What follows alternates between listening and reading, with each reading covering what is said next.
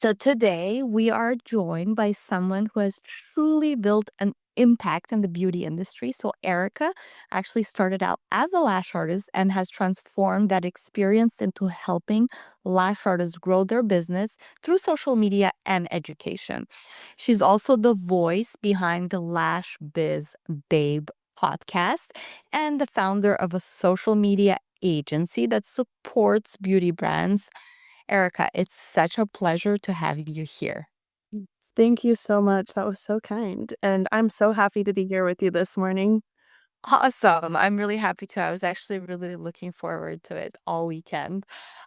So what I love about your work is that you're really real and relatable. And that's one thing that honestly, like when I saw your social media and when I saw your Instagram, that's one thing that even for me, it kind of drew me closer to you because you're sharing your experience as a business owner, as a mom, as an educator.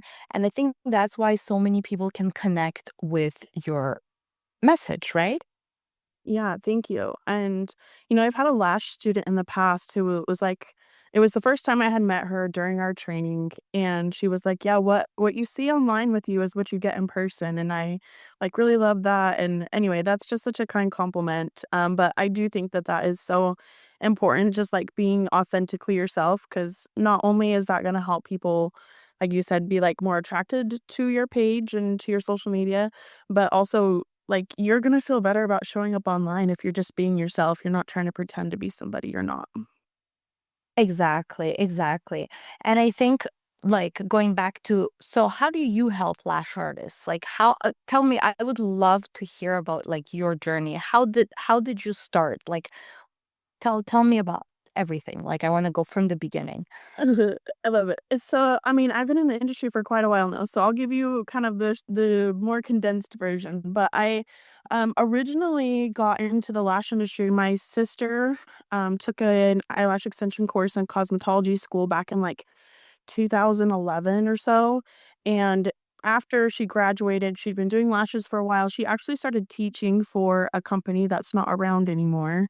But she would need models for her students because she would come back home to Arizona. There wasn't a lot of lash courses down there. And so I would go and be her model for her students. So I actually sat through multiple lash trainings before I ever took one for myself. And that was my Mhm. introduction into the industry. So I went to school for master aesthetics in Utah in 2014. And then I've been doing lashes and aesthetics ever since. I feel like I've done quite a bit in the industry as far as like, I've built up my lash business a couple times in different areas. I've done education. We've got the podcast, kind of gotten to more education side. So at this point, I've built my lash business multiple times in different areas, and I've pulled from that experience to now be able to help you on social media.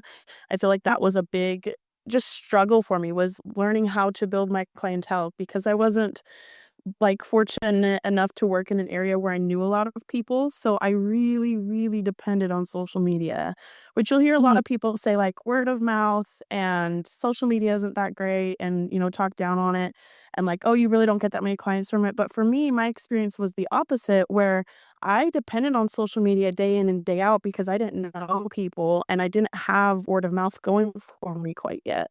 So to build up my name in my area, I really had to reach local people, and I didn't have a big budget for advertising. I was just like a new mom who, wanted to leave my 9 to 5 job. I don't have extra money to spend on ads and marketing companies and all the different things. So social media in my mind was a free way to easily reach local people, so that's what I used. And so I've figured at that time, if I can figure this out and figure out how to do this, like, I eventually wanna help other people do it, and I just realized that I really enjoyed that aspect of it.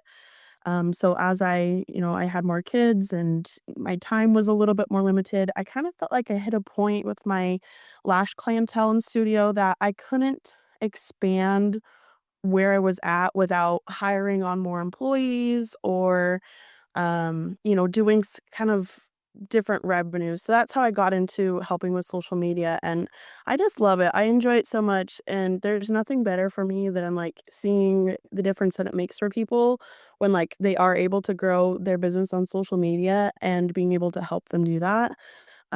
because it just truly is can be life-changing for so many lash artists. Yeah, absolutely. And how many times did you move? You said you moved many times and you had to start over from scratch again, like you and build up your client. Where did you Yeah, move? so, I originally started in Utah County in Utah, and then we moved to Wyoming for, like, not even 6 months, and I Mhm. had a wait list going there at that point, and then I ended up well, we decided we didn't wanna live there, so we moved back to Utah County, then we moved to Southern Utah. So it was like 3 or 4 times, and, each of those times, it's kind of like you're starting fresh in a way, especially if you're, like, moving to an area like I did where I didn't know people. And well, in general, when I started out, I'm originally from Arizona, so that was already a beast to begin with because I didn't know anyone in Utah to begin with. So, but Right. each of those times, a lot of that was really just about like building a solid reputation in your area where people know that your business exists. So really reaching locals. Right, right, right. And did you how long would you say that it took you? Like, okay, so you moved there and then now you're starting to utilize social media. Well, first of all, one question that I would have is, are we talking now about paid social media or are we talking about organic, or is it a mix of both? Which one were you using? So I personally, like I said, I didn't have an ad budget or anything, so I didn't utilize paid methods. I think I ran like one ad for like $20 and obviously like it didn't really move the needle for me because it wasn't a big ad budget, right? And I didn't really quite know what I was doing with paid ads at that time. So that was really just organic social media. And back in the day it was definitely different than it is now, Oh my but goodness. So different. You would literally post like a blurry picture of like an eye, and then like next thing you know, you have clients that are, yeah. oh, can you do my lashes? Right. Yeah, it was so and, that's I feel like part of what the struggle is with social media is because it is so ever changing, and at this Yep. point, a lot of people feel like it is a full-time job. But for me, I've really mainly only utilized organic social media methods, and I really just lean into, like, keeping it simple and doing what works versus just constantly trying to show up on I don't know, some people I see, "You gotta post 3 to 5 times a day, and you have to go viral, and you have to do all" I that's not a philosophy I subscribe to. If that works for people, that's wonderful, but I wanted to keep it simple. I don't have the time to be online all day long. Right, right. Because now you're a mom now, right? And you have kids and you have your bit like it's obviously really hard Yeah, I do know how to that do that. goes. Yeah, I do. I do. I have four and I'm just like, oh my goodness. Like if I have like a minute to sit down, it's good. Yeah. Well, and especially when you're taking clients and then, like, you take clients all day, and we all know how that feels. You have to, like, decompress in the car for a minute afterwards, and then Mm. you get home and, at least for me with having kids, and everyone's different, everyone's home life looks different. But, like, you get home and you have other things to worry about in your personal life. The last thing you wanna worry about is, "What do I have oh, I need to post on social media still," right? And Right. that's why I feel like it's so important just to, like, schedule that time into your week, and I think that's one thing that really helped me too when I first started out was just, like, making the time, putting it on my schedule to make sure that it got done. That really made a big difference for me, because like you're saying, like, how long did it take you? The first time I built up my clientele, it took me literally years, and it grew so slow because I didn't You quite didn't know have what I was doing it. Yeah, I didn't have a system, it was just kind of like winging it, hit and miss. I didn't have local people following my accounts, or not very many anyway. But when we moved specifically to Southern Utah, I kind of rebuilt that foundation of like, I scheduled it into my week. At this hour, I'm going to work on social media for the week. I really focused on getting local followers. Like, I really put in the time and the effort into social Mhm. media. And then I built that clientele in about 5 months. So that was the like difference time with, clientele uh, time. it was about, 30 hours a week lashing at that point. Wow. So it wasn't quite full time, but I mean, right there in the middle. So, but that's also something like that looks different for everybody. A full clientele, like a booked out clientele looks different for everyone. That was part of what I figured out too, is like, how many clients do I actually need? Because it was like, oh, if I need like 30, 40 clients or, 25 or whatever that looks like for you, that puts it into perspective of like, I really don't need that many people coming to me to build Mhm. a full clientele. Right, right, exactly. And were you just doing lashes at the time or you were doing other services? I just did lash extensions was personally, I think now it would be important to do, like, lash lifts and things as well, just because those are styles that are more trending if you're Yeah. licensed to, of course, but, yeah, at the time, I just did lash extensions. Okay.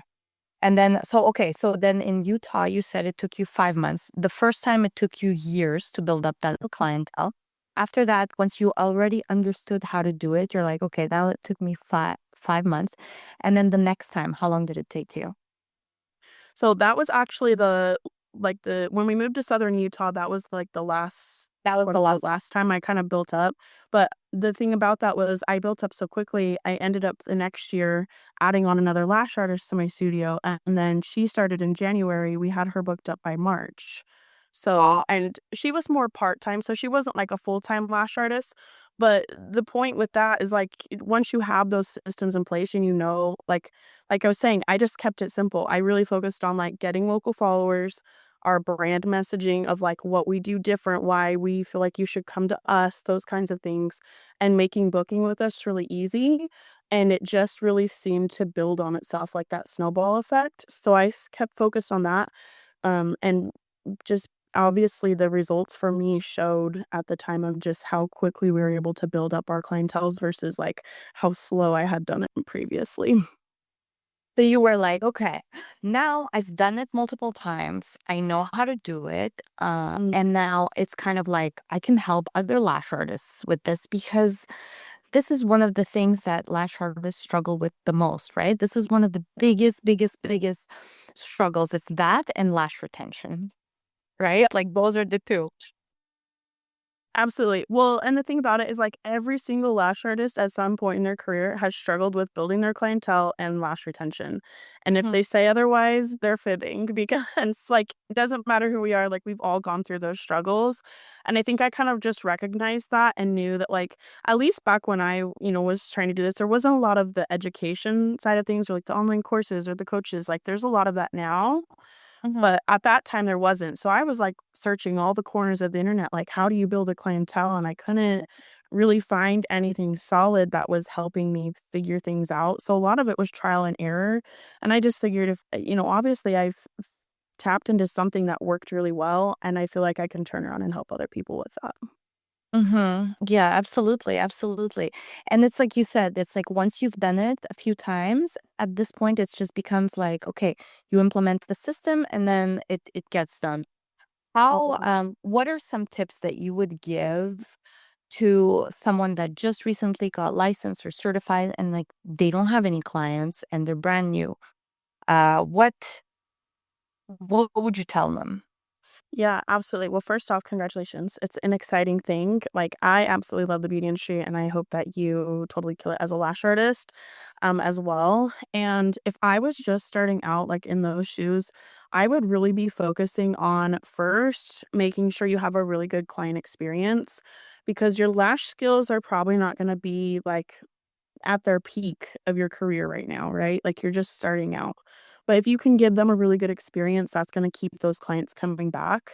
And secondly, I would really be focusing on getting your name out there in your local area. So building your local clientele, you can see how many followers, like in the back and dashboard on Instagram, you can see what percentage of people your followers live in different areas.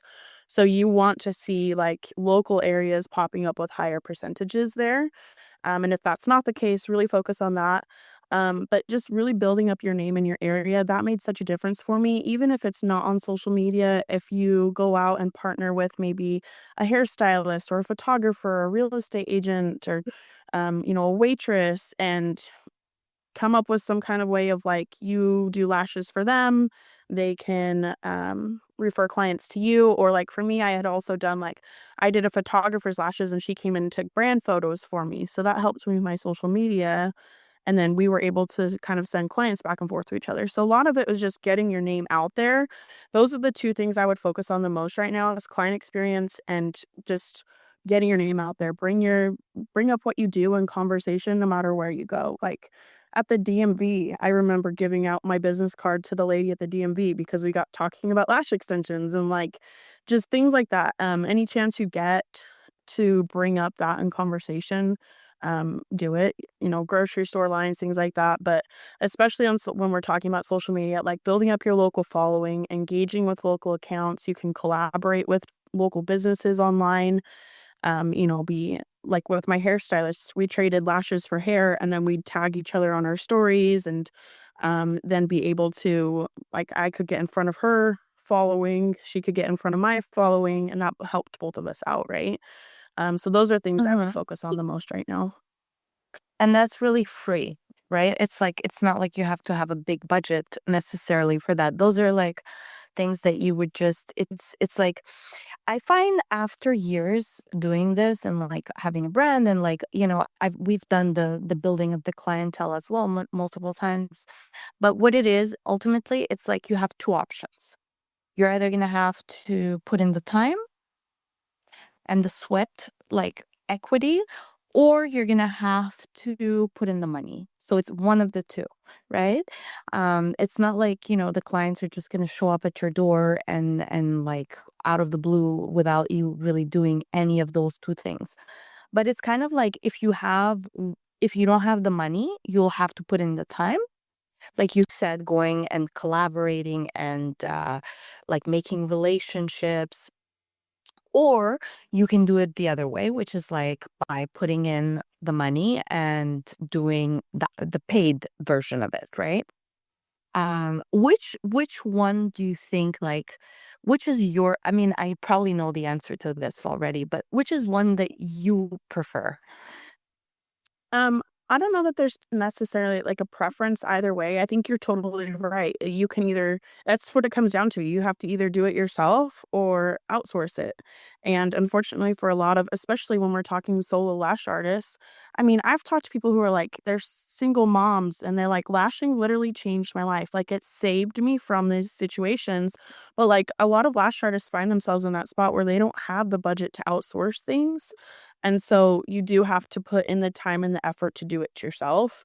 And that's why I feel like social media literacy and just understanding how it works, what's going to help you get to the point of where you're not worried about where your next client is going to come from because you have that system in place. Like that's why I feel like it's so important.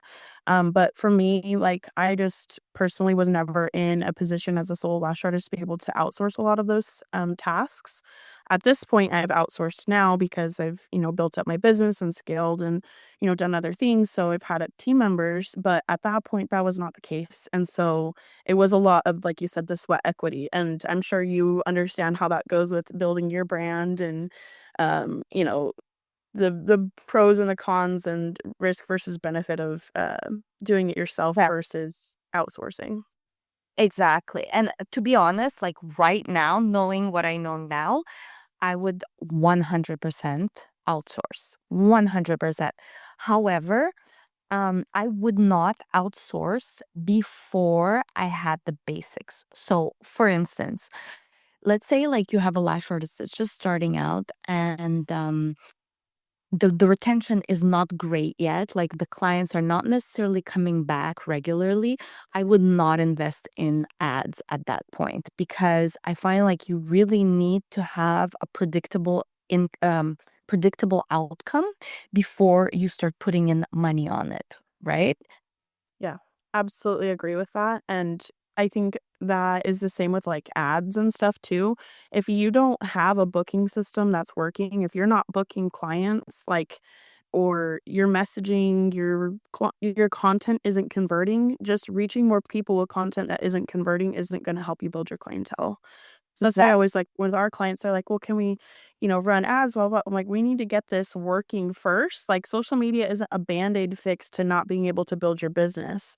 You have to have like you said, like a system that works, a good outcome, a dependable outcome, like figure out those systems and processes first, and then put that out there to the point of reaching more people with what's already working.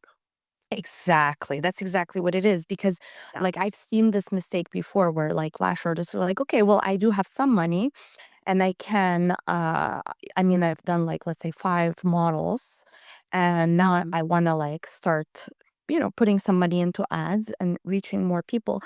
However, then they end up getting disappointed because they're like, well, look, like these clients are not necessarily coming back, or, like let's say, like, but the problem is they haven't perfected the systems just yet to have those clients, to wow those clients to the point where they're like, oh my God, like you're amazing. The retention is amazing. The client experience is amazing. Your booking is flawless, like in terms of like from start to finish. And so I'm definitely going to refer my friends and come back. So like I find you have to have that before you start putting money into ads, right? And that's where your your organic approach I think is fantastic because it's exactly what you're working on. Yeah. Yeah, absolutely. Well, and I feel like if, like you were saying, a lash artist is in a spot where they have some money they can invest, but maybe their retention isn't quite on point yet, these things, like I would invest that into a retention course first Yep. before paid ads or paid social media, anything, because it honestly, and especially this day and age where a lot more clients are more informed on lash extensions, if the lashes aren't lasting, like if your lash retention isn't good, clients are not gonna come back. Like, clients don't wanna keep paying hundreds to thousands of dollars a year on lashes that fall off within a week or 2. So, They that's might yeah, as well just get DIYs or, clusters. well, and I think that's yeah, exactly, and that's where a lot of clients have turned because I mean, I'm just gonna speak, I guess, a little bluntly here, but a lot of lash artists are blaming poor retention on clients, and I feel like we could, as lash artists, take more accountability in playing, like, our role in that. This, I guess, is a little off topic, but I do think it's important though because, Yep. like, when we're talking social media and getting new clients, the point isn't to always need new clients, it's to keep them coming back. And so if you're getting these new clients in the door from social media and you want them to stay, you have to perfect these systems like Glenda was talking about and have the good retention and have like a dependable, like good outcome for your clients. Absolutely. I totally agree with you. Exactly. And it's like, it's exactly what you said. I think what you mentioned is extremely important, the retention aspect. And that's where a lot of, like, I also see this is one thing that, like, let's say when the lash artist they start like running ads, okay? And then they're like, well, I just spent $100 getting this client in the door. So I'm basically like, let's say the set is $150. So they're like, well, I'm pretty much breaking even on this client the first time they come. And that is true. You are breaking even. However, the whole idea is that that client is going to keep coming back every 3, 4 weeks. And so over the course of a year, that client is going to be worth thousands of dollars to you. However, if you have poor retention, if you're not able to keep that client, if you have a bad personality, if the client just doesn't like you, then they're just not going to come back and your business is not going to work. Yep, absolutely. The loyal repeat clients are like the bread and butter of any lash business or beauty business in general.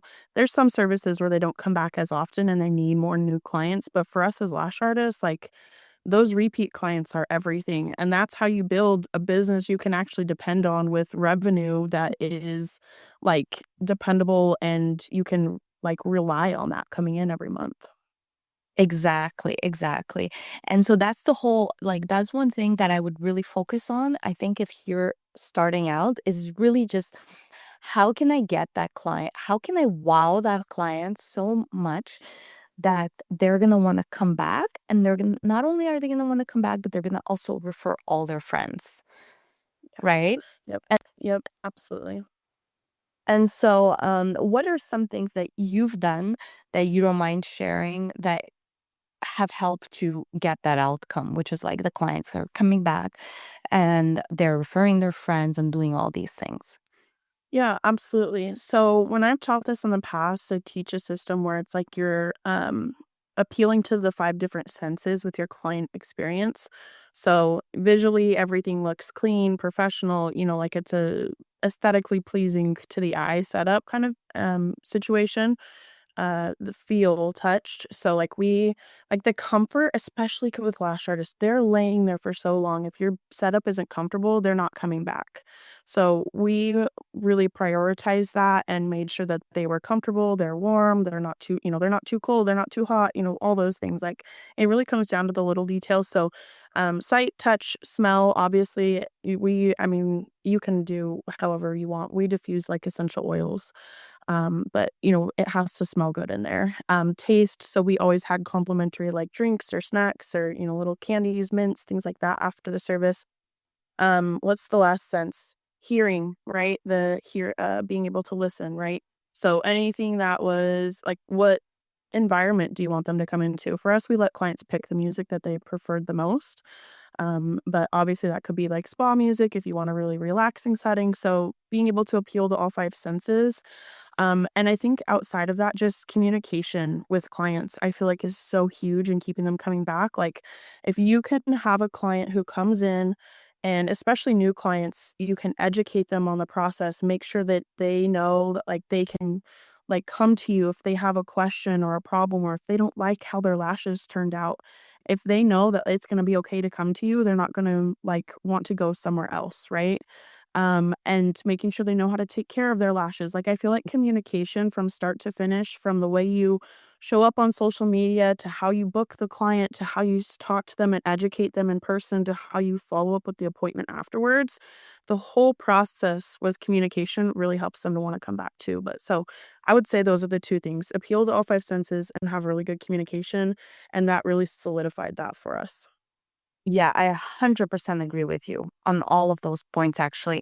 The communication is key because if you think about it, probably I would say a lot of lash artists may not necessarily be doing that. So a lot of them lose clients, unfortunately, because of little miscommunications or, silly things like you didn't tell the client that she needs to wash her lashes because you just expect that they know it, but they may not, right? Yeah. Well, and especially if the client has had lash extensions before, I think there's a lot of lash artists who kind of just assume they've already know how to take care of them and they expect that the client understands that already. But they might not have been taught in the past, especially if they have been getting lash extensions for so long that like aftercare recommendations have changed over the years, and you need to basically train them on how to be a good client for you and what your expectations are. So yeah, absolutely. Every single client, and it doesn't matter if they've been in before or if they've had lashes from somewhere else. Like, that's what I kind of had to learn was you have to train every single client the same and make sure you're educating them all the same. Exactly. And it doesn't matter, like you said, if they've had it before, someone else may have not taught them the right way, or someone else may have taught them something that was incorrect, right? And so then their lashes didn't last as long. So like all of those things are really important. It's really like the little details that make a huge, huge, huge difference. And I think like what you said also is just, oh yeah, well, that's another point I think is important. Like really the fact that you're telling them that they can come to you if there's something they don't like and not taking it personally, right? Yeah. Because I think a lot of lash artists get really stressed and like nervous and they take it personally that, like, oh my goodness, the client didn't like my work, or like, the client is saying that the lashes don't look good and it's my fault and I'm bad and et cetera, et cetera. But I guess like a mindset shift of just like, you want to keep this client, so do whatever you can to make them happy. That's what it's about, right?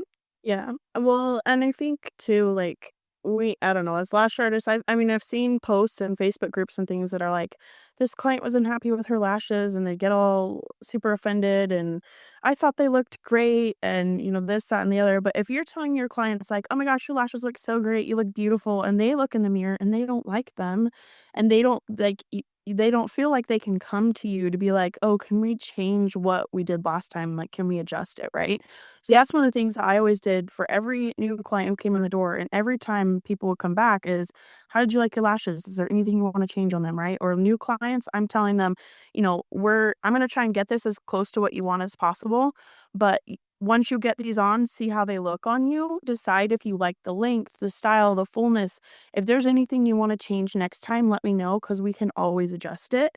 That opens that door of communication that now they're gonna feel comfortable being like, "Oh, okay, now that I saw what these look like on me, I actually want to go more full," or, "I don't wanna go as long," or whatever that looks like, and then they know that they can change that next time, and they're not gonna be like, "Oh my gosh, I actually really didn't like my lashes, and I don't wanna come back to this lash artist because I don't wanna hurt her feelings, but, I don't feel like I can come to it with her because she told me they look so good," and, like, it's the little things. You have to open that door of communication for them.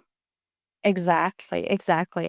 And then another thing, I guess that goes back to social media. It's like if you like do not send like passive aggressive posts on your stories about like different Yeah. things, right? Like that's not Yep. the way to communicate. Just because other lash artists are doing it doesn't mean that you have to, and I am a firm believer that the point and purpose of your social media is to attract and bring in new clients, and communicating your policies, enforcing your policies, all of that needs to be done professionally behind the scenes directly with your clients.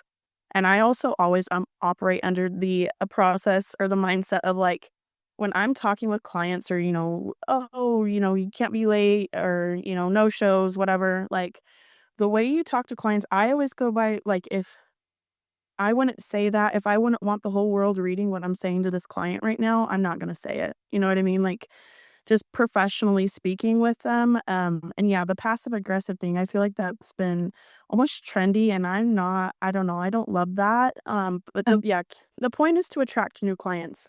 You don't even need to put your policies on social media because that doesn't isn't something that's gonna be like, "Oh my gosh, I love your policies, I'm gonna book with you," right? Like, it's Or I just hate your not. policies. Take your policies. I'm not gonna book you. Exactly, exactly. So, yeah, I agree with you. The passive aggressive stories and all of that, like, it doesn't necessarily help you build your clientele, and that's what your social media is for. Yeah, directly communicate with your clients on those things. But also, like, yeah, it can turn someone off too, because then, like, even though they may not be a flaky client, they might be like, "Oh, she's pretty aggressive, this one," you know? I don't want you blasted on her social media, you know Yeah, what I mean? exactly. Like, I'm scared. I don't wanna go there, like, so Uh, so I think a lot of I think it's one of those things where, like, if you're not empowered, if you don't necessarily know how to communicate in the right way with clients in person, the resentment builds up, and then they're like, "Okay, well, I'm gonna put it on my social media because they look at my stories and they're gonna see and they're gonna know I'm mad."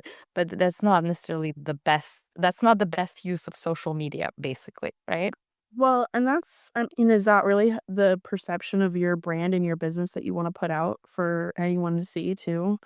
Um, it's all about like social media, part of that's all about brand messaging and the way you're positioning yourself in the market and in your area.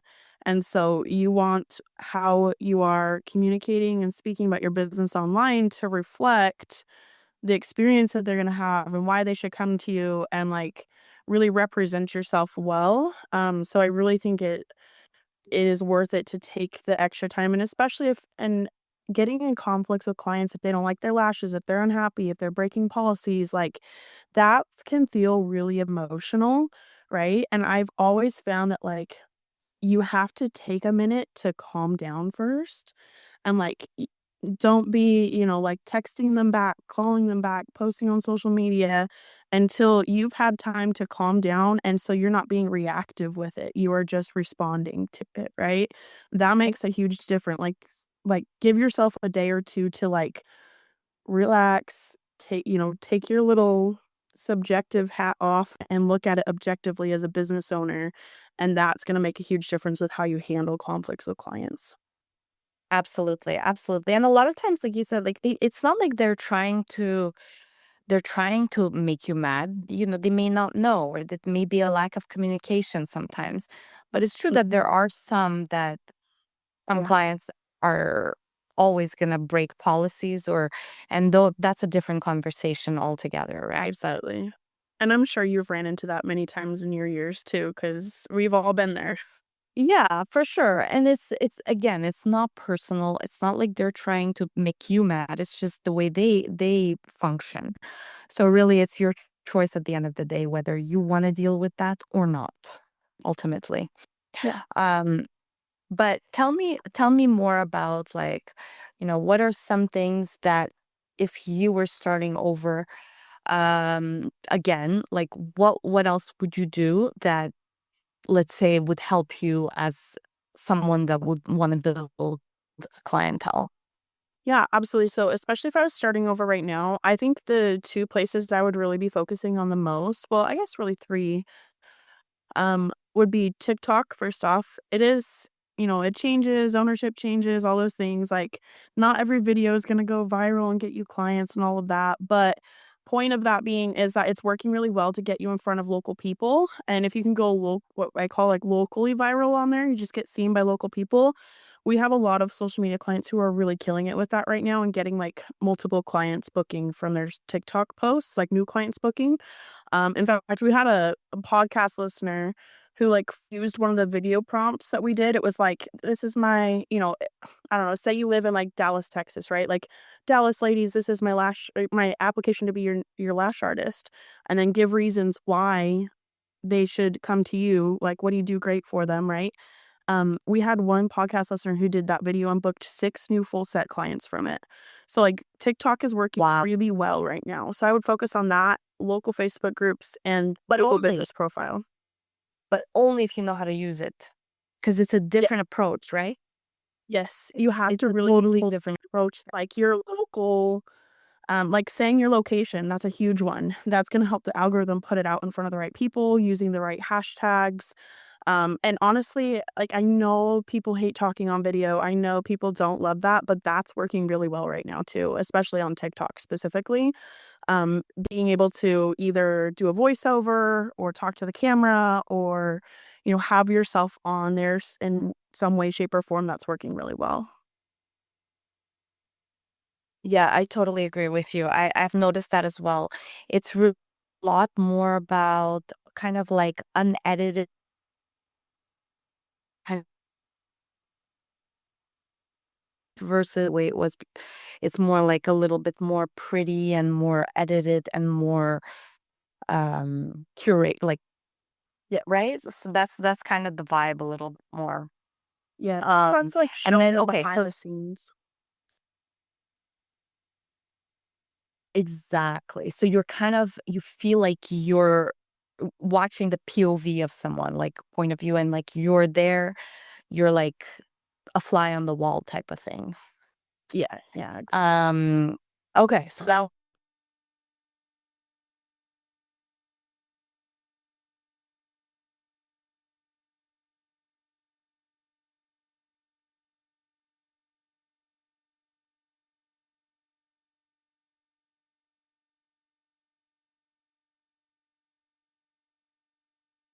ooh, sorry, it froze there for a second, so I didn't hear what you said. oh, it's okay. Oh yeah, I was just saying a Facebook group. Tell me more about that one. Yes, local Facebook groups. Now, I feel like these are just gold mines because it's a bunch of local people in your area, right? So the groups that work the best have conversations happening in them. It's not necessarily like Facebook Marketplace or the buy sell trade groups where people are doing like yard sale stuff. It's mainly the groups where there's conversations happening, like community groups, where you can get in there and tell a story about yourself, introduce yourself instead of just showing like pictures of your work and being like, I'm a lash artist. Like, tell them what great things you do. Like, I've got all this experience. I specialize in this type of sets. Like, here's what I do different. Here's what you're going to love about coming to me. Or tell them a story about a client. Like, here's the before and after the most recent full set I did. And she came in wanting this type of style, she's a busy mom or, you don't have to tell them all about your clients, but, like, tell them a story because that helps them connect a lot easier. And local Facebook groups, especially when you're responding to recommendation posts in these, it's a great way to get local followers on your social media pages, like filter them over to your social media pages, and then also to get clients booking. But I think the biggest point of this is taking the extra 2 minutes to write out a good response. a lot of the comments on them will be like, well, look, I'm a lash artist looking up on Instagram, and then give your at on Instagram, right? Like, take the extra time to like read their post. What are they looking for? Like, if they're looking for weekend appointments or a specific style, and you do those things, make sure to point that out in your comment response. And make sure to leave like a clickable link because they do get a lot of responses to these. They're not going to go manually look everybody up. So if they can easily just click on your link right there, they're more likely to come book with you because they're going to look at yours first, right? Um, That.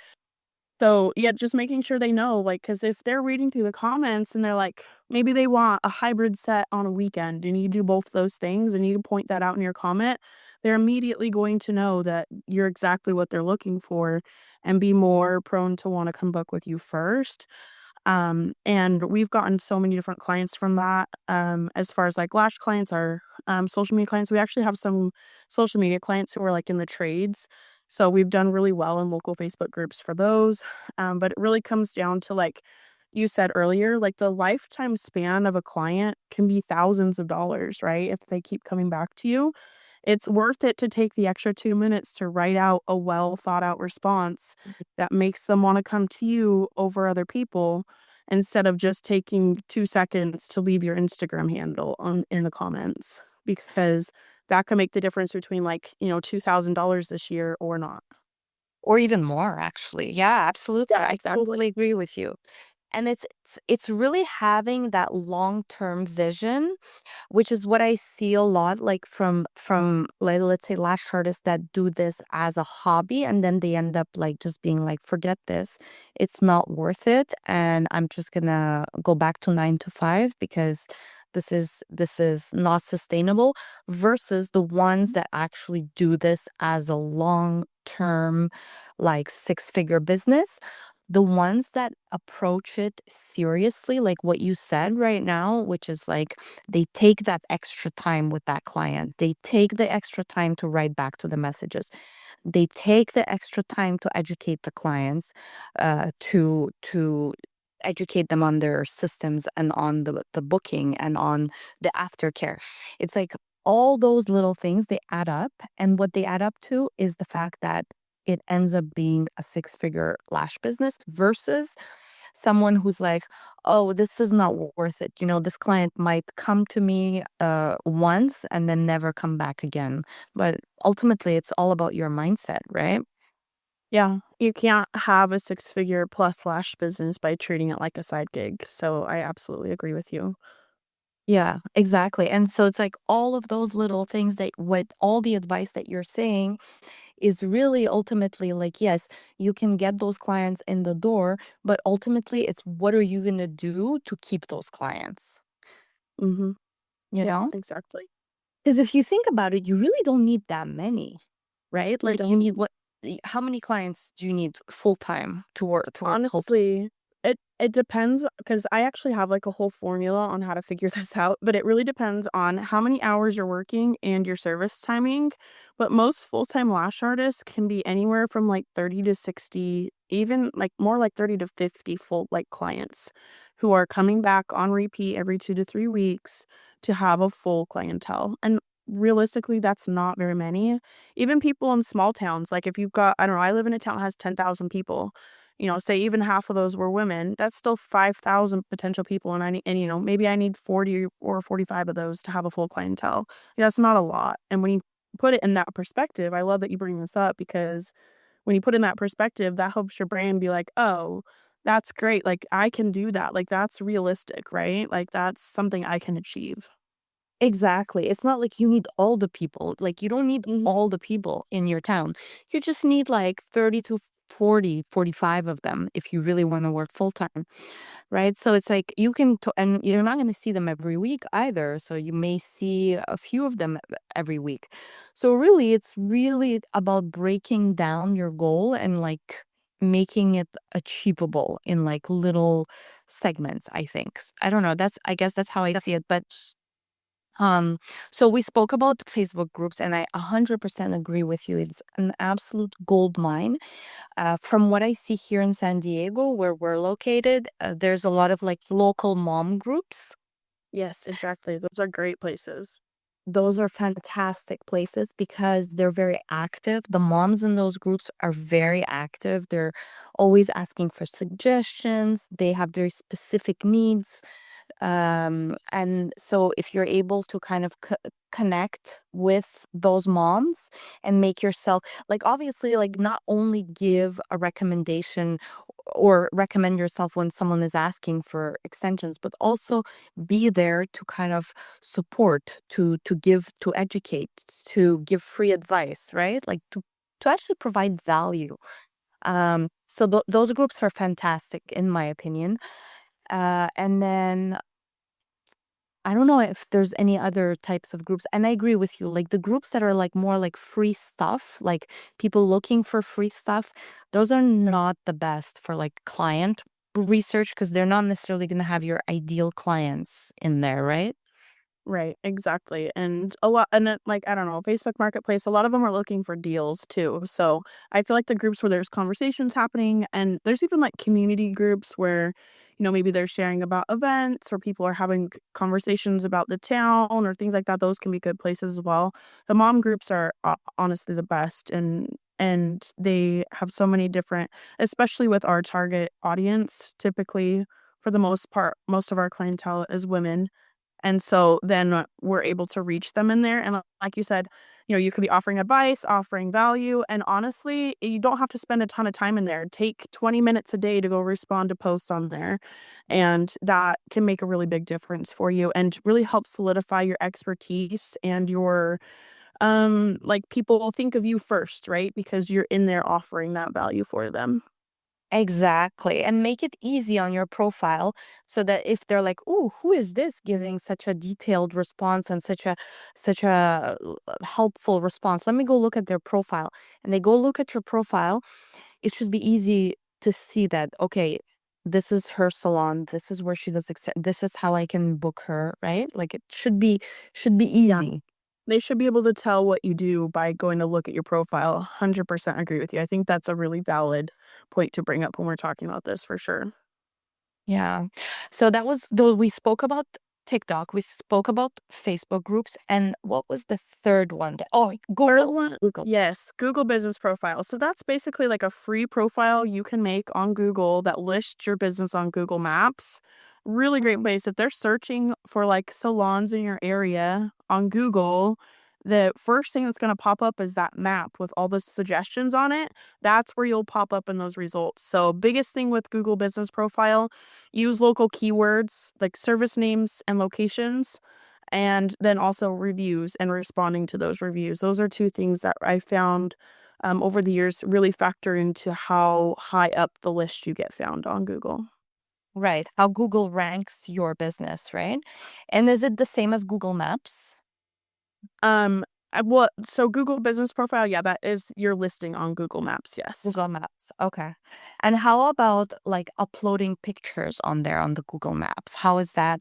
How Absolutely. Um, I think the biggest thing is good angles and good lighting, not like up the nose shots and things like that. That makes a difference. But yeah, having good pictures, put a picture of yourself on there. They like to also have Google will ask you literally for a picture of the outside of your building so people know what it looks like when they pull up, right? Know where they're going. So different pulling different things like that. You can put educational posts, but you can actually put like updates on Google Business Profile.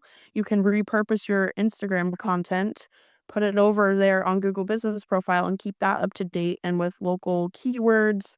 And you can even add like a book now button or a call now button and keep that active. And that can make a big difference. And I know it sounds like, oh my gosh, this is so many different things, but like you can use a post scheduler on social media to be able to schedule the same post to go up on every platform at the same time. So that cuts down on the amount of time you're spending posting everywhere. You're able to keep up and show up in multiple places without burning yourself out. exactly. And it's just like repurposing it and working smarter at a certain extent, right? It may take a little bit more time to set it up, but like how much time is that going to save you at the end of the week? It's going to be hours, right? And so tell me a little more about your podcast. Like how do you like tell me like how like you're doing it, what the purpose of it is and how they can find it and how they can follow you and all of that. Yeah, I love that. Thank you for asking. So my podcast, Lash Biz Babes, I started that back in 2022, because podcast was a place that I turned to a lot to h- like find help and support and education for my own lash business when I was growing it.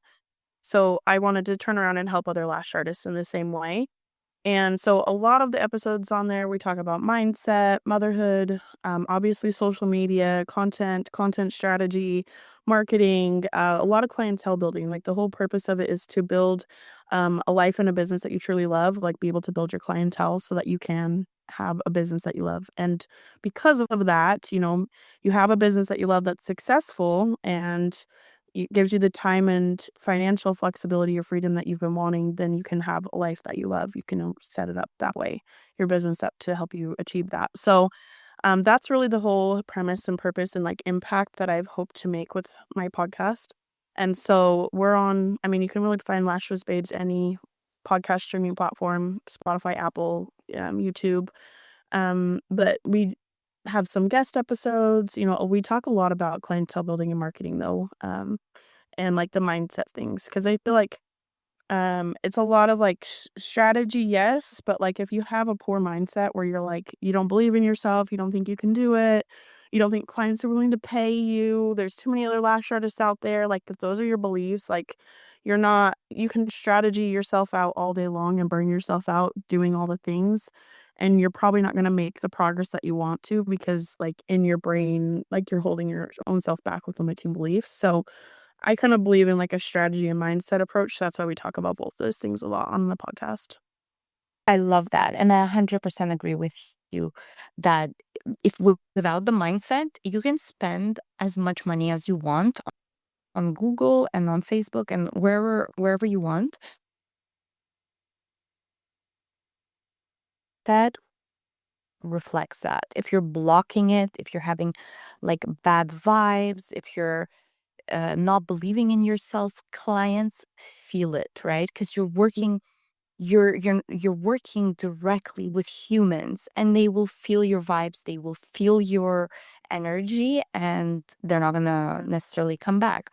Whereas I have personally seen beginner lash artists that like really truly believe in themselves and they have a positive attitude and they're like, I can do this. And even though their work is not like it's mediocre, let's be honest, because they're just starting out and it's totally normal, end up building a clientele really quickly and raising their prices and clients love them and they keep coming back and they keep referring their friends because they themselves and clients feel that. So thank you so much for mentioning that. I think that's a really really important point is the money. Yeah. Yeah, absolutely. I totally agree with you. And oh, I think it froze again. Hold on. There it goes. Okay. I totally agree with you on that. And I think it also can be true as well that like you can't mindset your way into building a business either. Like that's a very important piece of it. But if you aren't taking the action and like putting in place the strategy, the processes, the systems like we've been talking about today, you also won't see those results. So that's why it's like important to have both of those pieces put together. Exactly, exactly. And it's one without the other won't work because if you're just like meditating all day and visualizing clients that are gonna come to knocking on your door like without doing the work, that's not gonna work either. Yeah. Yeah, So exactly. it's really those two things together. And so who do you do the podcast with? So it's mainly just myself. I do a lot of solo episodes. I'm the only host, at least. But we do have guest episodes of different lash artists who come on and share their stories. Different experts from inside and outside the industry come on and share their expertise. So we kind of do a mix of solo episodes and guest episodes throughout the year. Okay. Yeah. Fantastic. Amazing. And tell me, I guess we're kind of finishing up now. We have Yeah. 4 minutes left. Tell me, like, any of the last things that you want to mention to lash artists, like how they can maybe find you on Instagram, or any final words of wisdom or something you want to share. Um, you know, Yeah. whatever you like. I think just final thoughts wrapping up because we've covered so much good topics and ground on this episode. Like so much, you gave so much great advice, and I appreciate all of that. I think just wrapping things up, just remember that like you can do this. Being a lash artist can be really hard sometimes, especially when you are solo and you're wearing all the hats and you're doing everything by yourself. Generally speaking, and even once you start getting a team, like this stress doesn't go away necessarily. But the point of that being like it can be so hard, but keep an open mind and remember that there's always opportunities all around you and just keep focused on that possibility and um the believe in yourself more than anything. I think that's really how I've gotten to where I'm at today and kept going for so long in the industry is because at the end of the day, like I am my own biggest cheerleader and I know I can do this. And I just encourage you to have a similar mindset of like just believing in yourself so much that like there's no other possibility than success for you, right? It might not get there. You might not get there the way you thought you would. It might happen differently. You're gonna have setbacks sometimes, but at the end of the day, like success is inevitable for you, right? So that's what I would leave you with. And you can find me on Instagram, either on my personal one at XO Erica Shram, or you can find Lash Biz Babes on Instagram as well.